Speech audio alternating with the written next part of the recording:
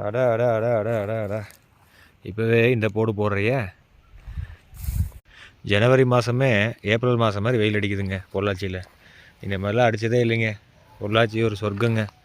ஆனால் இன்றைக்கி பார்த்தீங்கன்னா எல்லா கிளைமேட்டு மாறிடுச்சுங்க. இப்போ அது ஒரு சைடு இருக்குதுங்க பிரச்சனை. இப்போ என்ன பிரச்சனைக்காக இந்த வீடியோனா, பெரிய மரம் வச்சுருக்காங்க. இந்த பெரிய மரத்துக்கு பக்கத்துலேயே கன்று மரம் வச்சுருக்காங்க. இப்போ இந்த மரத்தை பாருங்கள், நல்லா சௌரியமாக வந்திருக்கு. ஏன்னு கேட்டிங்கன்னா பக்கத்தில் வந்து மரம் தள்ளி தள்ளி இருக்குது பாருங்கள். இவ்வளோ டிஸ்டன்ஸ் இருக்கிறனால இந்த வெளிச்சம் உள்ளே கிடைக்கிது. சூரிய வெளிச்சம் இந்த அளவுக்கு கிடைக்கிறனால இந்த மரம் அழகாக வந்திருக்கு. இதே பாருங்கள், உள்ளே இருக்கிற மரத்தை காமிக்கிறேன் பாருங்கள். இப்போ இந்த மரத்தை பாருங்கள், அந்த மரம் எவ்வளோ செழிப்பாக இவ்வளோ அகலமாக விரிஞ்சிருந்தது. இந்த மரம் பாருங்கள் அப்படியே மொக்கு மாதிரி அப்படியே மேலே போயிட்டுருக்கு. ஏன் இவ்வளோ வேகமாக மேலே போகுதுன்னு பார்த்தீங்கன்னா, சூரியனை தேடி போகுது. நிழல் போதிய வெயில் பார்த்ததுனால, நிழலடியில் இருக்கிறனால இது மேலே போக ட்ரை பண்ணுது.